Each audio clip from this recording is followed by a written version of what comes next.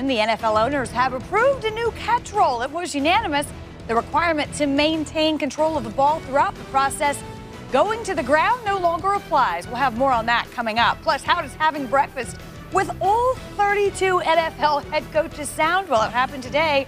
We'll tell you everything they had to offer this morning. Signal, safety first. Signal.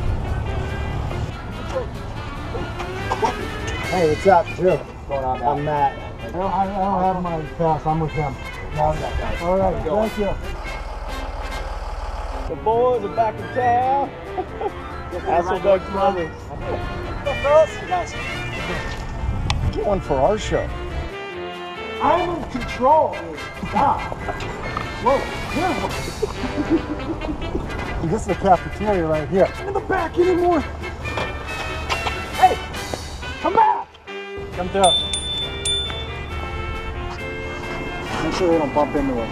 Give them enough room to pitch. What kind of joke would you drag one of those to work? It's so inefficient. And just when you thought it was safe to come back, they're back. The Hasselbeck brothers are here. Tim and Matt. Did you see how jealous Jay and Kevin got? They were. Was that a look of jealousy? It was. Really? I think you two were jealous, actually. Well, it was something. I don't jealous. You know who's jealous? Your third brother, Nathaniel, right now, who's watching. He's actually lucky that he is lucky. Diana Rossini is here. I'm Wendy Nix, and we've got two big stories to get to. Sean McVay had this question. We'll start there. How you guys doing? Good.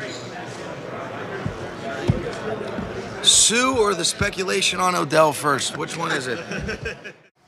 Listen, he's absolutely right. Ndamukong Suh and his future, or the speculation on Odell Beckham Jr.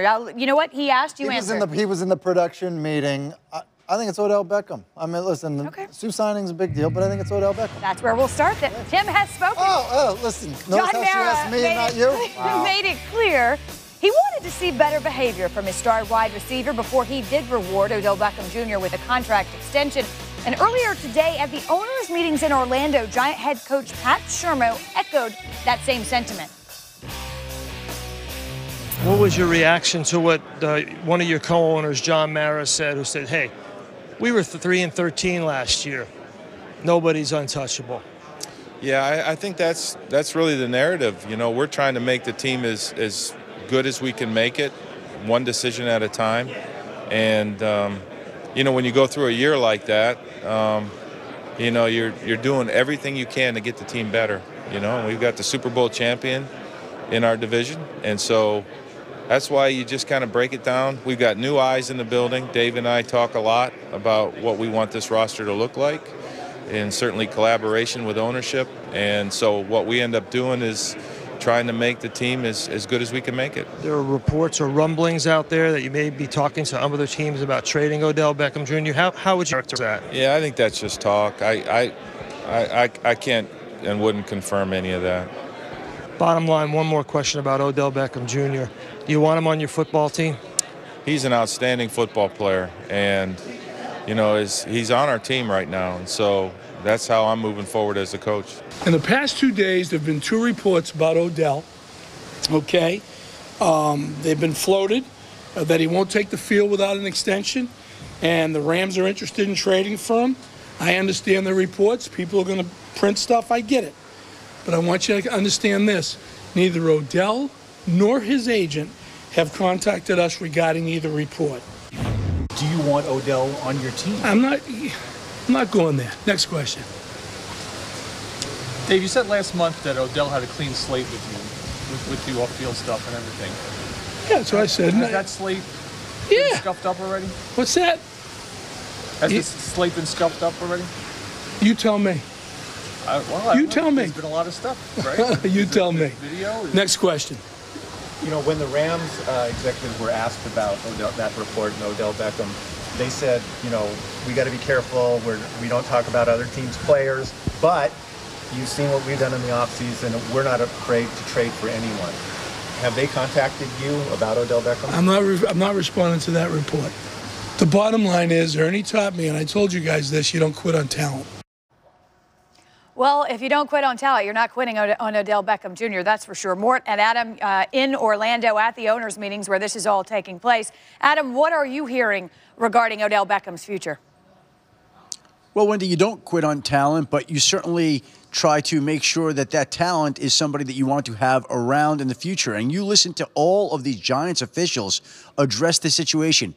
Nobody has squashed the idea that the Giants are interested and open to dealing Odell Beckham Jr., which leaves this open up until and during the draft if a deal does get done. But the Giants have done nothing to squash it. I think there are teams out there that are quietly eyeing Odell Beckham Jr. I think there are teams out there that are trying to figure out what a price would be. One general manager told me yesterday that if Odell Beckham Jr. were traded, he could see the price being a 2 and a 4, which is exactly the price that went for Marcus Peters, another talented player traded this offseason to the Los Angeles Rams. Another GM said he saw the compensation being something in line for what the Seahawks once gave up to the Minnesota Vikings, a 1, a 7, and a 3. But you get the sense there between those two trades is the proper compensation for Odell Beckham Jr. And while the Giants have been quick to admit that they are not openly shopping Odell Beckham Jr., Mort, it certainly seems like they are open and listening to offers that would come in for their talented wide receiver. Well, let's review the past few days. Heard some undercurrents before John Mara, the co-owner, spoke that something big could come up, and it seemed to be talking about Odell Beckham Jr. Correct. We heard that behind the scenes on Sunday. Then John Mara comes out and says he's tired of talking about him. Nobody's untouchable on this team. And then Pat Shurmur, the coach, the new head coach, kind of leaves that he's on our team right now, although Pat tried to tell me, that's not what I meant, that's not what I meant. But then Dave Gettleman felt compelled to come out and address this with the media. And during that, he said, you don't quit on talent 2 times. So he said that, but he also was asked, well, can you say for sure Odell Beckham Jr. will be on the team? And something that we didn't show, he said, well, I can't even predict whether I'm going to have a heart attack in the next right now. So there always seems to be some qualifier. So you have to believe, as Adam has suggested, that they are open to it if the right deal came along. Guys, thank you. We'll get back to you momentarily. And we've certainly seen some wideouts get shipped off to other teams in their primes. It's happened before. Terrell Owens went to the Eagles in a 3-team deal after a settlement regarding his free agency situation. Randy Moss was traded twice between 05 and 07, and he eventually landed in New England. And then Keyshawn Johnson dealt to Tampa Bay from the Jets in the year 2000. We ask this, as we often do, time for patience, or should we panic? And with that, I mean Giants fans that Odell Beckham Jr. will be on their roster on opening day. Panic or patience, Tim? Well, here's what I would say. Panic or patience on this. Oh, you got the button. Yeah, I have a button here. I'm prepared to use it because JPP, does he have talent? Yeah. Yes. Did they quit on him? They trade him? They get rid of him? Listen, I have panic on this one. The reality is, yeah, of course he has talent. Nobody is disputing that Odell Beckham Jr. has talent. But John Mara was tired of talking to him yesterday. Dave Gettleman's still talking about him today. Pat Shurmur is talking about him today. Do you think John Mara is happy with how this is going, that they're at the owners' meeting and they're answering all these questions about Odell Beckham Jr. and they're asked simple questions like, do you want him on your team? And they can't say an affirmative yes. Do you want him on your team? And they don't even get a straight answer out of that. I think the Giants are very ready, and they're sending a signal to the rest of the league that they are open for business. Diana? All right, I'm going to... Do you need the button? I can help you if you need you see what they're trying to do already? What side am I going to pick? Which brother am I going with? I'm going to stick with Tim, so hit it for me, please. I am in agreement, and you know, Adam laid it out perfectly, which is they're not doing anything to send the message of Odell Beckham Jr. should be on this team. It's a simple word. It's a simple way to answer a question. We've seen them do it before. Just take a look at some of those interviews that they've done, what, a month and a half ago. They were so excited about Odell, and it's been very clear that they believe he's talented. We know that. But are they willing to pay? And it seems at this point that is not something they're willing to do. Well, it's interesting to me when Gettleman was also asked, you know, you said he had a clean slate. He did get a straight answer there. He said, I did say that. And then the question, Is that the case now? You tell me, because clearly it's not. There's already been another incident. Everyone says pay the guy, but we don't have to live with them, right? The Giants know what they have to live with. Yeah, and I'm going to disagree with you guys. I think this is patience. You know, obviously this is annoying for ownership and for the GM and for the head coach to have to answer these questions, and 3 questions that the head coach had to answer about him. But I just think this is contract negotiation. Like, these guys are all speaking the same language. I remember even as a player, we had a great player on our team that was holding out. And the PR director would come to me and be like, hey, listen, could you please not use these buzzwords when you talk about your teammate? Please don't say best player in the game. Please don't say franchise player. Please don't say invaluable agent. So what, Walter Jones, did you tell him? I'm not saying who it is, but they were saying, hey, we don't want the agent to go use this against us. And so when I hear ownership, GM, head coach, in unison, very measured, very calculated with what they're saying, it's 2 things. It's, hey, we're in a contract negotiation, and also stop leaking things to people like you're not going to step foot on the field. And then the other thing is, yes, hey, if someone's crazy enough to make us an offer, you know, LA or someone else, we'll listen. We are rebuilding. We will listen to any and all offer that someone has. Well, to your point, they said that they want to establish law and order, right? That's the first thing they said they wanted to address in that Giants organization, and them being in sync this way. But they can say all they want. It's all going to come down to what they do. That's what players care most about. Did you think Gettleman's response was measured? Really? Yeah, that was. didn't really seem measured. I meant the owner and the head coach were measured. Did he look like he was taking that was notes? entertaining. I actually enjoyed it. Making sure I of it. enjoyed that. Yeah, he's an interesting guy. How about, well, you talked about LA, so we'll talk about LA as well. Here's our other top story for this afternoon. If one is good, 2 could certainly be considered better. The Rams have certainly secured the 2 best interior linemen in the game, adding 5-time Pro Bowler Ndamukong Suh to the same line as Aaron Donald, the reigning Defensive Player of the Year. The Rams reached agreement with Suh on a 1-year, $14 million deal. Here's the head coach.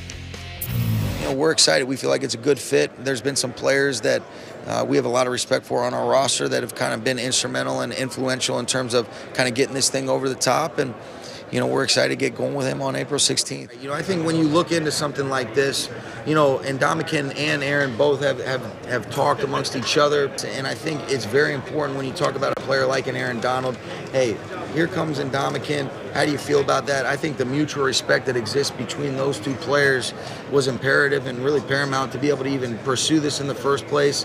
They felt good about it. And I think the one thing you feel so good about Aaron Donald is, said, hey, the guy's a great football player. If he can help us win, let's get him on board, and that's really exactly what that entailed. We go back now to Adam Schefter and Chris Mortensen at the owners' meetings in Orlando. And Shefty, walk us through this. Well, listen, Wendy, this was a situation where Ndamukong Suh wanted to take his time and make sure that he chose a place that offered him 2 things in addition to money. Number 1, he was looking for a situation where he would not face double teams on a constant basis. In New Orleans, he could have played with Cameron Jordan. In Tennessee, he could have played with Jarrell Casey. But in Los Angeles, he gets the opportunity to play next to Aaron Donald on an every down basis. And I think that made it awfully attractive to go play in LA next to Aaron Donald with Marcus Peters, Aqib Talib, and Sam Shields in the secondary. And the other thing he was looking for was a place to win. And the Los Angeles Rams, with the type of offseason that they have had, are now poised to win. Sean McVay, Wade Phillips, they are in charge of leading a very talented unit that has had a very successful offseason. Of course, we've seen teams in the offseason struggle to win in the regular season, but the Rams look like they are gunning for the Philadelphia Eagles and the rest of the NFC. Well, there's no question about that. But you mentioned a couple names there. You mentioned Sean McVay, the young coach, but you also mentioned Wade Phillips, who's in the is he 70 or 71? I was just talking to Les Snead, the Rams general manager, about this a short time ago, and he says Wade Phillips, being 70 years old, has a unique ability to connect with young people. Because I asked him, basically, you got these guys like Talib or Peters or even Suh, who some people think are tough guys to manage and coach. He said Wade has a unique touch with him from being a guy who's up there in years. And he's got a great defensive line coach in Bill Johnson, so they're excited about that. But I think Wade Phillips is one reason why they think they can make this work, even though with other teams, we've seen this stuff backfire on them. And Sean McVay said today, Wendy, that Wade Phillips has more swag than Marcus Peters, Aqib Talib, and Ndamukong Suh. So Swaggy Phillips is going to be counted on in L.A. That's a lot of swag, gentlemen. That might even be more than you guys, but I'm not sure. Stay with us. We want you to explain the new catch rule coming up The Rams brought some defensive firepower to Hollywood during the offseason, adding first-team All-Pro defensive tackle Sue, as you just heard. They traded for 2 pieces in the secondary, adding Marcus Peters, who's got an NFL high 19 picks since 2015. And then there's Aqib Talib. His 10 career pick sixes, the 4th most in NFL history.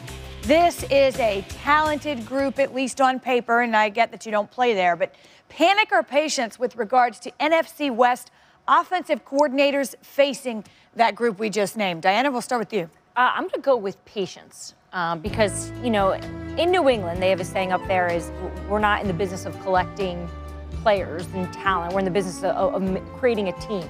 So while they have several talented players on this team, I'm interested to see, and you know, Mort just touched on it, those are 3 big personalities.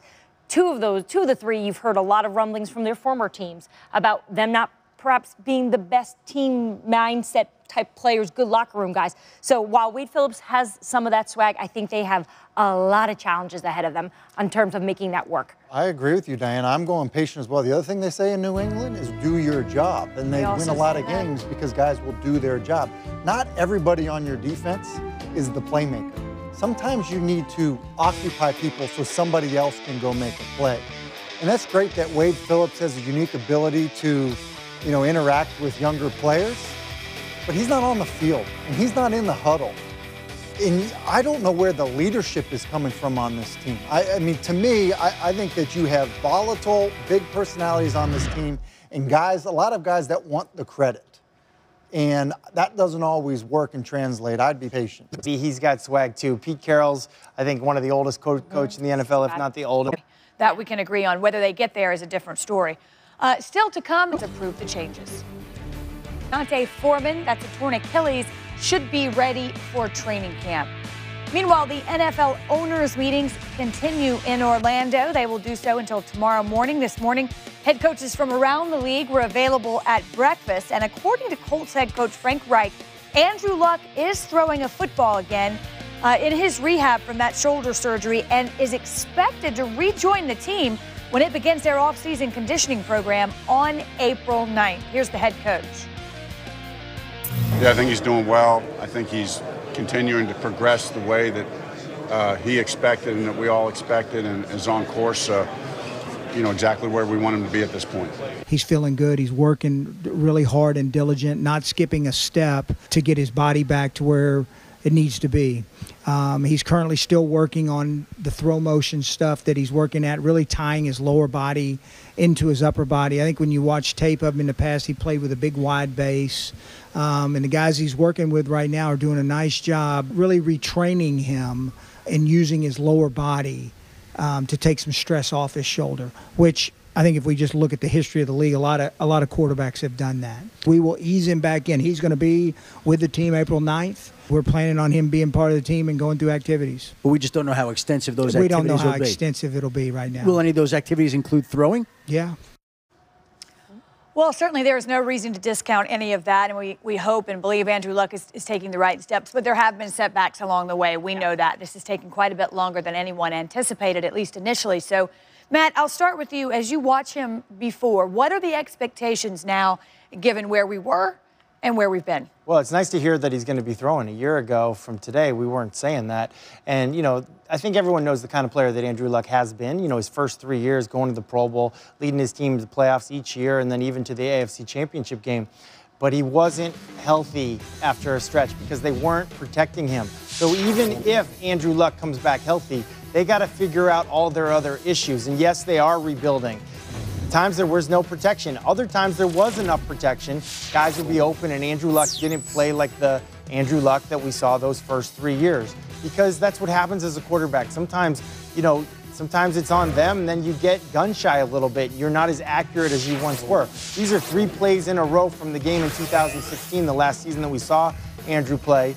And having been a teammate of him, I know how good this guy is. I know how accurate this guy is. And what I see on film from that season was a guy that was just taking a beating and probably wasn't healthy. So if he does come back healthy, that's awesome. But everyone else has to fix the other stuff as well if this team's going to get back to winning division titles. There's no question, Tim, that they needed to protect him in the first place. But now more than ever, he's got to stay upright. He does, but I think that everyone should be really encouraged by this situation. Matthew referenced a year ago him not throwing. Listen, it was just a month ago where Chris Ballard, the general manager, was talking about, hey, look, he's doing throwing motion stuff, but he was very quick to point out that he wasn't throwing a football. I think that we're past that now, and you know, it's been a long time. It's not like he had a surgery and then had to have another surgery. He had a surgery, and he's been able to get better and start throwing without another surgery. I think that's great news if you're a Colts fan, and truthfully, it's good for the league to have a guy who is one of the brightest young stars coming out of college be healthy and be ready to play a season. And I just saw him recently. I mean, he looks great. You know, he's big, strong, physical. He looks like he's been working out. So that's also a good sign. April 9th. Coming up here, NFL owners voting today on a number of rule changes. We go back to Orlando with the latest on the impact of those changes. The league has continued to struggle with that definition, and the latest iteration of the catch was approved today unanimously, 32-0 by the owners. And here's a look at the other rule changes that also passed today. Touchback result from free kicks will now be placed at the 25-yard line. The biggest rule change is the revision of the catch rule, as I mentioned, approved by all 32 NFL owners, and the officiating department in New York now has the power to instruct game officials to eject a player. That is a change as well. We'll go back now to Orlando at the owners' meetings where Sal Paolantonio anchors our coverage with Mort and Adam. Hello there, Wendy. We got the great Adam Schefter here and the great Chris Mortensen. It's a big, big day. We got a new catch rule in the National Football League. And I can tell you, football fans across America are rejoicing. The catch rule was like the U.S. tax code. Nobody could figure it out, right? We couldn't figure it was a catch or not a catch. But now we can do it, Mort. What do you got? Well, yeah, we think we can do it until we get to the unintended consequences once the season begins. Let's first tell people what it is before we extinguish the excitement. Control. Okay. 2 feet down or a body part, such as a knee. That's simple. Such as a knee. And then a football move or the ability to make that football move. In other words, the ball can move and it can still be considered control. And then it's a catch. The whole idea that if the ball comes out when you hit the ground, that's no longer going to be a factor in terms of determining whether or not it's a catch. Before I get to the idea of there's unintended consequences, the idea behind this is to make it clearer, 1. 2, put it back into the hands of the officials on the field. And 3, get something better that's not sacrificed at the altar of something that's perfect, right? They wanted to get something better. Well, listen, and that's the idea of this. The idea is to simplify it, come up with exactly what Mort's talking about, control, 2 feet down, a football act, and they're hoping that that makes it better. But as Mort said, I think the concern here, and some people around the league have alluded to it, is what is going to constitute a football act once you catch the football. And there are going to be some decisions that come up on some replays that we're not anticipating right now, but I can tell you people around the league actually are. Yeah. And in sitting this morning with John Gruden, he was talking about the fact that replay at this point in his mind just slows down the game. It's bang, bang. He'd like to see it done the way it was back in the schoolyard, where there's no replay. You make the best call because it happens so fast. It takes away the rhythm of the game. Yourselves? Is this what correct.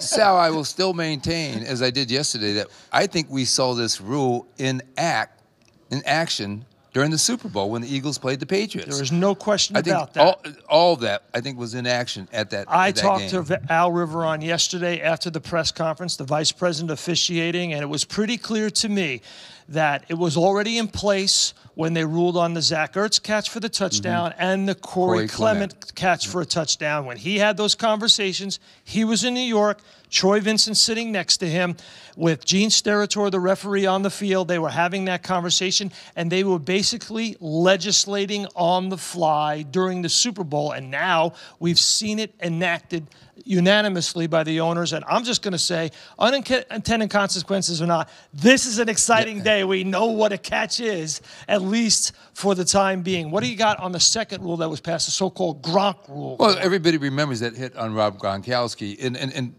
Rob Gronkowski made it on the Buffalo player. Yeah, Tre'Davious White corner. If it was flagged on the play, because he was flagged for unsportsmanlike conduct or personal foul, whatever it was, if it was flagged and it's a non-football act and they see it at the control center in New York, they can then call the game field and say he needs to be ejected.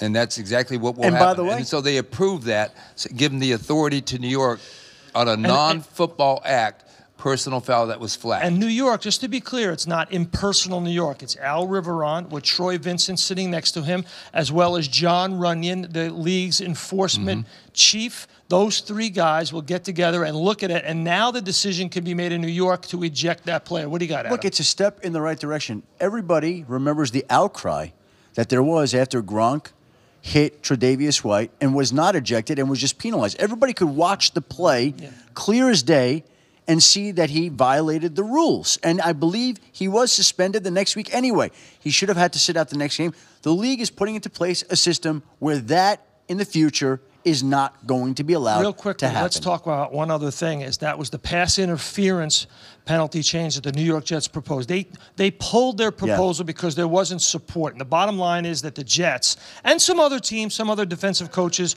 want to make pass interference a 15-yard penalty and not a spot foul. What happened there, Adam? It just never gained any type of support amongst the competition committee. It was not going to ever pass. And because it wasn't going to pass, the Jets just simply withdrew it. But there were defensive coaches, Yes. and I mentioned Mike Tomlin of the Steelers, although he's a head coach, but guys who have defensive backgrounds and secondary backgrounds who made the case inside their meetings that this is not going to work because defensive backs and coaches are too savvy, and this game would turn into a mockery in their belief, even though it has a little support, but they threw it out. It's been withdrawn, and it's not going to be part of it. But the bottom line is they have to do something about this egregious personal. That's what you say. I don't think they have to do something. 4,671 yards penalized on pass interference last year. That's a lot. That's more passing yards than a lot of teams have. Morton had them. Wendy, we'll be here all day at the owners at the NFL annual meeting. Anything you want, we'll give it to you, Wendy. Sal, perfect. We'll be right back there. Listen, because we could talk about this all day, really, the catch rule, because we're talking about it now because we did talk about it all day, almost every Monday during the regular season. It seemed like every week that's what we were turning to instead of who won what. It is catch. Tim, I think the biggest takeaway, if I'm understanding it correctly, is that this is no longer about surviving the ground, that once you've caught the ball, you've caught it, which I for one, like, but I'll get your thoughts. I want to do this. I don't think we should gloss over what Mort said and what Sal also confirmed talking to Al Riveron. Basically saying that the Zach Ertz play and Corey Clement play in the Super Bowl were ruled differently. That this was an action before a vote. Yeah. That were ruled differently. That changes the biggest and most important game of the season. That's a massive thing. That's a big deal. Now, to get to the rule change. Look, I think all of these plays look like a catch, and that is good. And so it's better than what it was, because things that look like a catch are now catches, and they should have always been. The issue now becomes there are going to be plays where it's, what's a football move? Is turning your head to look upfield a football move? Was Dez really reaching for the goal line? All of that stuff. And so not everyone's going to be happy. People are still going to disagree on stuff. But the stuff that looks like a catch and feels like a catch, it'll be ruled as Which I think at least is a start. But you heard Mort say, this is good for now until we see the unintended consequences. I think you referred to that. The unintended consequences is subjective a bit what a football move is. Well, it's going to be fumbles. There's going to be more fumbles. Right. So how this practically shows up as an NFL player, you're going to see an individual period, maybe 5 or 10 minutes of practice each and every day for sure defensive players working on scoop and score. And what I mean by that, ball's on the ground, you're running real fast. You usually see that first player has a hard time picking it up. It's not a round ball. So scoop and score drills, working on plays that you think, oh, that's been an incompletion in the past. We're going to go pick up that ball and we're going to try to score, whistle or no whistle. This is going to be a point of emphasis for coaches with players right away in OTAs. But you know what, Diana? Now they can do that. Now we know the rule. It's been approved. It's March. It's the end of March. They can do that now from here until the start of the season, knowing that's what they'll play with. Apparently they started in the Super Bowl doing this rule, which Tim and I looked at each other when they were saying it, like, is that true? Did that happen? And if you're a Patriots fan, you're sitting there kind of like, really? That's how that went down. But, there's still going to be room for error. This is not perfect. It's never going to be perfect. It's why it hasn't been able to be figured out just yet. Do I think it's getting a little bit closer to that? Yes. I sort of like John Gruden's theory this entire time since he's gone back to Oakland to take over for the Raiders, which let's go back to the way we did it. What do you say? I love 1998. We spent 2 months insisting that he's going to get with the times and that he's ready to identify with the young players. Well, when in doubt, it's like the old playbook for him, right? For it to work, but it's still not going to be perfected. But it seems like it may be a little bit closer now. Listen, at the end of the day, if it looks like a catch and feels like a catch. Feels like a catch. I don't want to survive on any, so I'm happy about that. It is a catch. Coming up, we know highlighted by some big trades to get wideout Jarvis Landry from Miami and then quarterback Tyrod Taylor out of Buffalo. Cleveland now needs a left tackle. Star Joe Thomas called it a career. Thomas, one of 3 players since the 1970 merger to be selected to a Pro Bowl in each of his first 10 seasons, along with Barry Sanders and a guy named LT. And the Browns have a league-high 5 draft picks in the first 2 rounds. That includes the 1st and 4th picks overall. Here's head coach Hugh Jackson on potential top pick Josh Allen. He has a cannon. He can really throw a football. I think John said it. He threw a ball that hit a guy in the sternum, and I was like, I mean, you can hear it go boom. I mean, he can really throw football. And when he does it all right from a biomechanic standpoint, from his body being in line and all that, he's as pretty as I've seen. You never know how this is going to unfold. And again, we're getting closer to knowing exactly how this thing may unfold, but we still have a lot of work to do as an organization to make those decisions. Well, the calendar soon to turn to April, the month of the draft. Chris Mortensen back with us from Orlando. Mort, what are you hearing about the Browns' plans in next month's draft? Well, listen, we've always believed 100% they are going to take their quarterback of the future with their first pick. In other words, they're not going to wait till the 4th pick to take that quarterback. John Dorsey, the general manager, says, are we open for business? Yeah, we're always open for business. So that's something that I think people have jumped on, but no matter what, they're going to take a quarterback. The belief is that this is Sam Darnold or Josh Allen, the Wyoming quarterback. And Baker Mayfield still in the picture. Because there's something about Baker Mayfield they really like. But I really think it's Darnold or Allen that they're looking at. But they are still doing the evaluations. They're going to finish the quarterbacks, I would say, sometime in the next 2 or 3 weeks, and they'll have a pretty good idea who they have a consensus on among the quarterbacks. Mort, so you mentioned 3 of the 4 marquee names, at least in terms of these young quarterbacks we talk about. What about Josh Rosen? Is he in the Browns discussion? Yeah, he's interesting because, on tape, people tell you he's the most pro-ready guy. But Jim Mora, his former UCLA coach on NFL Network last night, was asked, who would you take if you were Cleveland? And he said, without hesitation, Sam Darnold. It kind of made you sit up. And he said, it's the right fit. And he says, Sam comes from blue collar. He has a gritty attitude. He'll say the right things. His teammates will love him. Those are all traits, by the way, that any team, and he mentioned Rosen would be a better fit for New York. Well, the Giants and Jets, any coach, any general manager values those traits that he said about Darnold, which you can imply doesn't apply to Rosen. So that brings a stigma about Rosen that I think is real. People are working through it. He's really smart. Moore has said before he needs to be intellectually challenged because one of the things teams have heard about Rosen is their offense at UCLA during various times was so simple for him. He wouldn't take notes in quarterback meetings, or simply he wasn't afraid to tell the offensive coordinator, this is too simple. Give me more. Give me more. And that's not a bad thing, but he's not for everybody. Mort, thank you. And Todd McShay said the same thing, that with a guy like Rosen, he's always going to ask why. There's a lot of why, which can be grating, if you will, to a coach at certain times. But regardless, let's go through the quarterback carousel. We're talking about the Browns, at least initially. The prevailing theory is they take a quarterback at 1. I'll let you decide. Yeah, and Mort was saying that, and we heard Hugh Jackson talk about how, Josh Allen threw a football and hit a guy in the chest, and it made this news. He and some other guys looked at each other. You know how many more yards you get for that? 0. 0. You know how many points you get for that? 0. And arm strength is the biggest fooler in quarterback evaluation. I actually think with the Browns, what they should do with a #1 overall pick, go ahead and take the running back. That can Saquon change Barkley. your offense, and you can build around him. Get So your I quarterback actually at don't 4? think. So I think at 1, I'm not going quarterback at 1. If I'm I Cleveland. actually agree with Tim on this one. It doesn't mean you're not going to get a quarterback in the first round. You got pick number 4. You can get your quarterback then. But Saquon Barkley, the Giants will take him if you leave him on the board. I think you got to take Saquon Barkley. Okay, so first then overall. the Giants are on the clock then, and Barkley's gone for the sake of this Barkley's argument. gone, and so everyone thinks, okay, hey, well, doesn't this make sense now? Now they can go get their quarterback. Maybe it's Sam Darnold for them. I actually think for them, they believe that Eli has stuff left in the tank, and I understand they may not be picking up this high ever again. I think we've kind of inflated this class a little bit.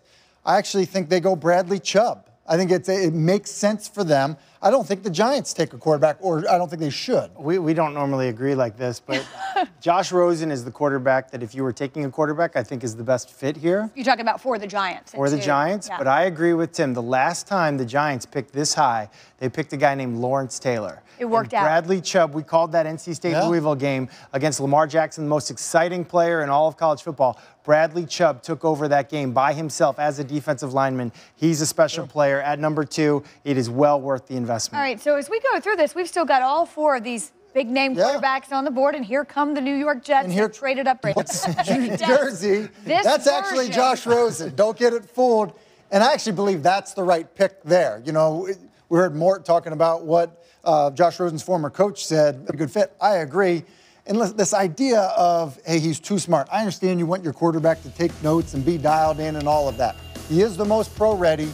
And if your coaches can't be intellectually challenged by the quarterback, then you've got the wrong coaches. I would agree with that. And I think that's overplayed in a lot of this stuff because so much time has passed. There's nothing left to talk about. That's what we're talking about. Oh, we got a long way to go, my friend. We got a whole other month. But that's what happens sometimes in these evaluations. You talk yourself into a player, you talk yourself out of a player. If you just look at the tape, and that's really all that I've done. I was at his pro day, so I've done a little bit more than that. But just looking at the tape, in my mind, this quarterback, Josh Rosen, is the best and most ready quarterback to play quarterback in the NFL this year. And here's the beauty of it. He doesn't have to. The things that people are concerned about with this guy are these things like intangibles. They said, oh, he didn't play a lot of team sports growing up. He played tennis. He's a little different. Like, it's really silly, some of this stuff. Here's what's happening. Sounds like Wendy. You had the best. Oh, yeah. You had the best passing offense in college football last year. I played golf. Jed Fish was calling those plays. His best friend in football is Jeremy Bates, the offensive coordinator for the New York Jets. The other thing is, who's the starting quarterback for the New York Jets right now? Josh McCown. Josh McCown. You will not find more of a Hall of Fame person, a Hall of Fame intangibles at the quarterback position than Josh McCown. Match these two guys up in that offense in this city. I think Josh Rosen's going to go to the New York Jets, and I think it's a great call. You're trying to make a good, valid point, and Tim is not paying the appropriate amounts of attention. He's moving on to this one. Well, I think you're I think you're right. I think it is a great fit. I think he would have a chance. So we're back to succeed Cleveland, there. I believe. So now we're back to Cleveland, at number 4. the team that needed to get their quarterback. For this exercise, he took Saquon Barkley. Just a reminder. That's right. Very good memory by you, in Wendy. case someone missed it. He did talk for a while. It's easy to forget. And so where I'm going is passionate. I'm going to Sam Darnold, the guy that many people think that they would get at number 1. And here's the deal. Saquon Barkley is definitely not there at 4. I think this really would be the ideal scenario for the Browns. I don't envision people trading out and people coming up to get Sam Darnold. You've watched him. I've watched him. The turnover thing is real, and I think it's concerning to people, not just us. So I think Sam Darnold in Cleveland still is a fit. And I'm going to agree. And this guy, Sam Darnold, his highlight film, it's wonderful. I mean, the highlights are there. When you watch the games, the turnovers, 21 turnovers last year, that's just way too many. What I do like about this and what John Dorsey will do, he's a Ron Wolf disciple, Ron Wolf, Mike Holmgren, Andy Reid, he's going to overdo it at the quarterback position. So he's already went out and got Tyrod Taylor. He's got Drew Stanton, 2 guys that are proven that can absolutely play in this league. This guy right here needs to play a lot more like Tyrod Taylor. Tyrod Taylor probably needs to play a little bit more like him and cut it loose. We saw that with Alex Smith and Patrick Mahomes last year. Alex Smith was one of the best quarterbacks in the game. He finally did let loose. And so I think that's a good match. You get him at number 4, take some of that stigma as number 1 overall, and you still get the 2 two of the top offensive players. You know, we don't talk about that sometimes as much as I think we should. There is that sort of bullseye on your back when you're the top overall pick, and just taking off a little bit of that pressure, I would think, for certain guys. Especially in this city with this franchise at that position. When they've made so many mistakes, exactly. You don't have to be a number in that long list. Just Can we also point this out? I like his hair. You know you have really good hair when your caricature has really good hair. Like, that's not playing around. That's not blue collar, though. No, that is not blue collar. Does this say Cleveland or what? Come on. Still to come, the Eagles won the Super Bowl without Carson Wentz after he was lost to a torn ACL. But what about his timetable? We have an update on Wentz's recovery. Nick Foles and the backup QB proceeded to lead Philly to a Super Bowl win over New England. Sal Paolantonio caught up with head coach Doug Peterson to talk about, among other things, his famous backup quarterback. Look who we got here, Doug Peterson, head coach of the Super Bowl champs. Doug, congratulations on the float in the parade, but I'll do it again here at the owners' meeting. Thank you, Sal. I appreciate it. Hey, Doug, so what's going on with Carson Wentz? You know, Carson's in the building every day. He's getting stronger. He's rehabbing. You know, he's taking it one day at a time. You know, we're not rushing anything, and you know, he's looking good. He's in there with Jason Peters and Chris Maragos and Alshon Jeffrey and the guys and working. And what is he doing? Tell us what he's doing. Well, I mean, he's just doing his normal rehab. You know, he's in the weight room. He's in the pools. You know, it's just step by step where we're following doctor's orders, obviously, with him and not running yet. And not running. Nothing like that. You know, he did throw, as we know. About a week or so ago, just standing, you know, nothing crazy, and really he's right on track, right on where he needs to be. And again, we're going to take this thing slow. How close did you come to trading Nick Foles? I don't think we're really close at all. You know, we just had to make sure it was right for the Philadelphia Eagles if something was going to come down our pipeline. And you know, I mentioned it to Howie, and Howie and I are on the same page with this. And you know, we feel like we got a great quarterback room, obviously with Nick and Nate Sudfeld, and you know, it just goes to show you that having a veteran backup and what he can do, and the value that he has and the role that he has, and having the right guy in that position obviously helped us win a championship. I know somebody could bowl you over with a proposal, but is it safe to say Nick Foles will be on the roster at the start of the 2018 regular season? I think it's safe to say.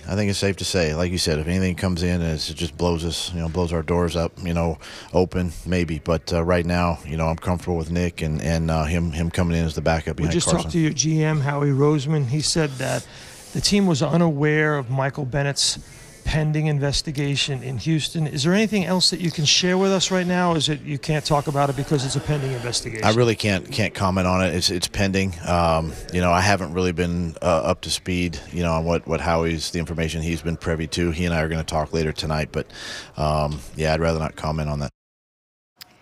Adam Schefter joining us now, back again from Orlando in the owners' meetings. And let's start with Wentz, Adam, and what you're hearing regarding his recovery.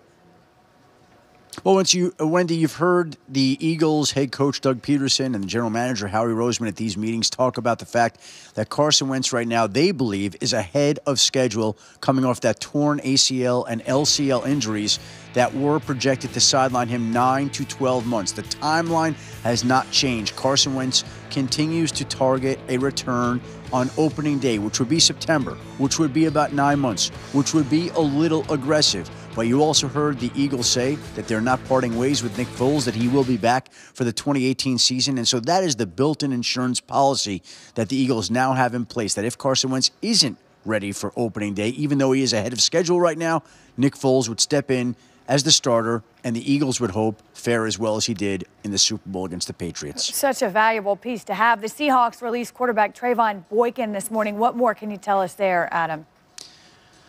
Wendy, this stems from an alleged domestic violence incident down in Texas, where he is accused of domestic violence against his girlfriend, who wound up hospitalized, who's come forward with these charges at this particular time. Now, the Seahawks had heard something could be in the works last week. They checked into it, and I think Trayvon Boykin assured them that nothing untoward had happened. But, of course, today there was a felony charge involved, and somebody with a background of incidents here now has another one on the ledger, and it led the Seahawks to the point where they were tired of listening to any excuses. They did not want to hear any more about the incident. They flat out cut Trayvon Boykin later today, saying goodbye to the quarterback who had backed up Russell Wilson.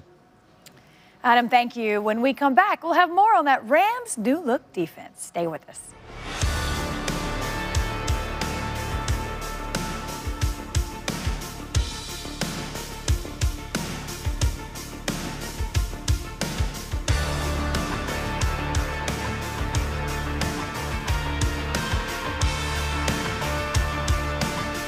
New York Minute to slow down. Grams of energy-giving protein, there's nothing you and almonds can't do. It's about a medication.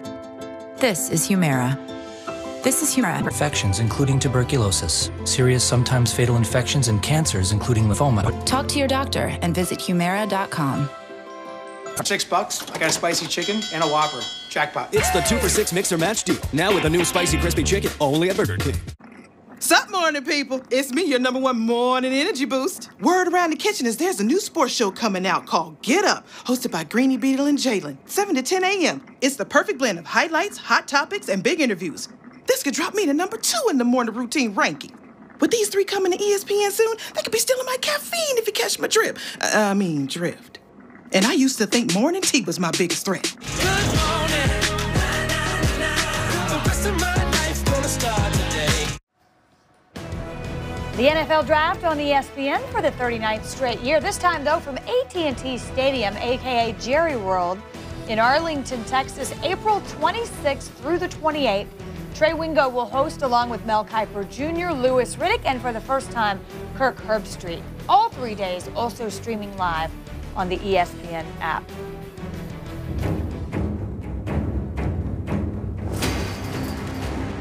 The hunt for the quarterback.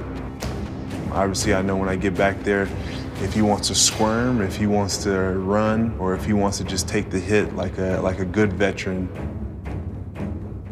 Quick and vicious movement to the ground to end that play, and I think respect and fear go hand in hand in this game. When you have guys fear you, they quiver, they twitch, they know you're getting ready to bring a lot of hurt to them. Well, he's about to bring a lot of hurt to NFC West offensive coordinators. We talked about the possibility of Ndamukong Suh teaming up with Aaron Donald, and indeed that's the case. Adam Schefter reporting his one-year deal worth $14 million. Now 2 of the league's best interior linemen will play together in 2018. Good news likely for the head coach. Here's Sean McVay.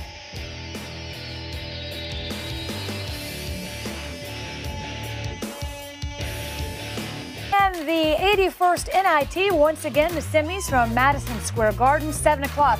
Western Kentucky facing Utah, then Mississippi State squares off against Penn State. The NIT championship from MSG Thursday at 7 o'clock Eastern on ESPN. The NFL relaxed the celebration rules last season, and guess who took advantage? The Pittsburgh Steelers. They were the creators separators in the business. Head coach Mike Tomlin asked this morning at the owners' meetings in Orlando what he thought of all the shenanigans. Here's what he had to say. And he said it's for the entertainment of the fans, so I respect it on that level. But personally, I don't like it. I just think it takes away from the game. It's not a good look for young people. Young people aren't allowed to celebrate in that way, so why should we? He lost me there. I just don't understand quite that last part, but regardless, sounds good, sounds bad. Certainly okay as a head coach not to like all the shenanigans. But I don't know about not being able to celebrate. But anyway, we'll start with you, Tim. Sounds good, sounds bad. It sounds bad. Listen, it's a sport, it's supposed to be fun. It is a business. I get all that stuff. It is entertainment. And I think that his team, quite honestly, they did a good job with it this year. They did a little hide and seek. They did a little bench press thing. I think there were other teams. The bobsled was certainly fun. But I don't think that his team took it too far. And I'm going to take it another level. I'm going to take it another level with him. There isn't a coach in the NFL that is quicker to start pounding his chest after a converted, 4-minute offense. It's pot calling the kettle black here a little bit. Listen, to with me, the exception of maybe Sean Payton, he's the most. I think the Steelers had a couple. The Steelers had a couple when they mocked Vontaze Burfict's injury. There was a couple that were like in poor taste. So we don't want mocking. But mostly, I think everyone would agree the celebration being relaxed, that was a good thing. Apparently, old fans like it. Not young ones. But not Mike Tomlin. Not Mike Tomlin. He's mostly for young people can't do it. He respects So the why fans' should we? Not sure. value on it. All right, listen, we move on. All right. So many questions. Seahawks coach Pete Carroll and Raiders coach John Gruden both expressed their disdain for instant replay. That was also today at the NFL owners' meetings in Orlando. Carroll said the scrutiny of officials have become so intense they don't call the game like they used to. And for Gruden, he offered this solution. Let the naked eye make the call. Eliminate instant replay and let the officials call the game. Slow motion is the biggest problem with replay. Throw slow-mo out and get back to common sense. I know I'm the only one up here who's going to agree with him. It drives me crazy. I say go back to the old days. See, yeah, but I mean, I don't care. But well, he's coming out from the booth. Yeah. So if anyone understands the gripe as a fan of the slow-mo, it's John Gruden. But then obviously for the coaches and the players, it's got to feel like a million seconds every time. See, I'm throwing the flag on this. I know both these guys, John Gruden. You don't Pete think Carroll. he means it? I think they're already campaigning for calls. They're complimenting the officials right now in March. Man, forget instant replay. Let these officials these work. guys are good. He's pumping them up, and gassing them up. Their job's so hard. Yeah. Come on, let them just call the game. All right, so you don't say second guess them back in New York. I mean, it sounds bad. It's actually a great idea. Yes. This is a great think it's idea. a great idea. Pumping up Pete Morelli for and that guys. reason. These Yeah. guys are not changing replay. Replay is not going anywhere. yeah. The league has already decided they want calls to be right. And so I think Gruden and Carroll are going to complain about their fair share of calls during the season. But right Don't now, complain about them now. pump This them is up. But brilliant. they didn't. They do. That's what I'm yeah. saying. Are you following me? I got it. It's like, I thought we should have gotten rid of the Obviously, we Twitter don't go too, with but that didn't work. complimenting people here. Yes. So we'll say sounds good. Sounds Sounds great. smart. idea. Like it. 10 days ago, the New York Jets traded up from that number 6 spot. They will now be selecting number 3 overall in next month's draft. The Jets are in search of their next franchise quarterback, and moving into the top 3 would seemingly guarantee them a shot at picking one of the top signal callers. Our Jets reporter Rich Cimini tweeted this. Todd Bowles, the head coach, says they have 6 or 7 players worthy of the number 3 pick. Yogi Diana. Berra, what? I don't. I'm That just gonna sounds be bad. quiet. It sounds Can I- stupid. Yes, can I go- it does. This sounds so bad. It doesn't this sound sounds good. so bad. It sounds so bad. Because in fact, if you had 6 or 7 wouldn't- players that right, you I- love, picking 6th. I think is you can do the perfect. math. It's actually that, like yeah. right where you would want to be. exact. Because you still have a choice at 6 with guys that you love. Like, why would you? I think this is one of those things you say and then you think about later. It sounds bad. What happens right now? I think a lot of coaches are not telling the truth. You hear like even what gives you that idea? You hear Hugh Jackson talk, pumping up the quarterback from Wyoming. Oh man, I was up in Laramie, Wyoming. This kid's he might think he's great, but he's not picking him. I don't know. I just don't buy anything that anybody's saying right now, and that's just a hilarious. Well, that one also just doesn't make any sense. I mean, in addition to the smokescreen, it also needs to be. It reminds me. somewhat Remember when plausible. Kobe Bryant was going to do the dunk contest, and they said, "You doing the dunk contest this year?" And he said, "No, I'm getting too old for that, but maybe next year." Yeah, you're not getting younger, dude. Yogi Berra, everybody. All right. Well, there you go. Another edition of Sounds Good, Sounds Bad, and Confusing. Coming up, the NFL coaches. What a shot there at the Ritz-Carlton in Orlando. They posted their annual photo. 3 head coaches are missing, and if I did the math right, that means 29 are right there, and 3 are gone. And we're gonna see if you can name that head coach. No pencil for Patricia. We got a lot of Almost Hawaii didn't recognize him. Sport the shorts. It's 6 Easter. Johnny Manziel continues to eye a comeback in the NFL. A week or so after throwing at San Diego's Pro Day and helping out there, Manziel threw at Texas A&M's Pro Day today. He has expressed interest in a future NFL gig. My attitude started to change a little bit when I did get the okay to play in the CFL, and I knew that I was going to have a contract no matter what. At that point in time, though, I didn't really have a lot of NFL buzz or really anything going for me, I feel like. Now I think it's a little bit better, but, I can't tell. I can come out here and do this all day, but I don't know what these guys are saying behind the scenes or in the buildings around the NFL. So, I do know that, if for whatever reason, I don't get the opportunity, which is what I want in the NFL, I'm going to go up to a great league in the CFL and I'm going to play and I'm going to try and play my best. That's all I can really do. But I do have that offer on the table. I'm going to try and exhaust my options getting back to the NFL. And if not, then I'm going to gladly take my talents north of the border. The CFL's Hamilton Tiger Cats currently own Manziel's rights. And I will say this, football aside, it's good to see any young person getting their life together, accepting some responsibility. But from the football side of things, Tim, does he have a shot here? What's his best pathway to another shot in the NFL? Probably Canada. I think that's the case. The reality is that when he was playing in the pros, and there might have been a number of reasons why. He didn't look like he knew what was going on. He didn't have a clear understanding. Even in preseason games where there were simple concepts, he wouldn't even be looking the right way. And so his issues aren't necessarily just physical, but I think the mental aspect of the game, I believe that he's always been far behind. Well, and knowing what was going on in his life at that time, yeah, it makes you wonder. How could you expect to be successful? CFL, without a doubt, I think would be the logical path for him. Then you know what? Go up there and you do well, and who knows what happens. And I think he could do great up there. Guys that can move around do great up there. Think of the Henry Burris's and Doug Flutie. Guys that have gone up there that can really move can excel in that league. And we've certainly seen guys go up there, do well, and get another shot and come back and make the most of it. Doug Flutie, chief among them. Listen, we've talked a lot about the owners' meetings today in Orlando. Wow, 29 of the league's 32 head coaches are here. It is the annual head coaches picture. Who's missing? So Belichick's missing. We know that. Well, that's just an easy. Like, if you say who's missing, you can start with Bill in our last segment, because we talked about him, I went and I looked for him. I don't see a Pete Carroll. Pete Carroll's not there. Those were, Pete Carroll's but I can't. The third I know the third one. The third one. John Harbaugh. Oh, I was going to say Josh McDaniels. Is it too soon? Too soon? John Harbaugh, that's right. Matt Patricia, I couldn't figure wearing out the 2 third. watches? Is he wearing 2 watches? I think one's a fit. He's trying to trim it down. Skies out, Matt eyes Patricia, out. what'd you say? He's wearing 2 watches. I didn't recognize Matt Patricia without the pencil. That's Tommy Bahama, and what'd you say that was? Bobby Bermuda? Bobby Okay, Bermuda? all right. We've got things covered. The jump is next. We're back in the lanyard.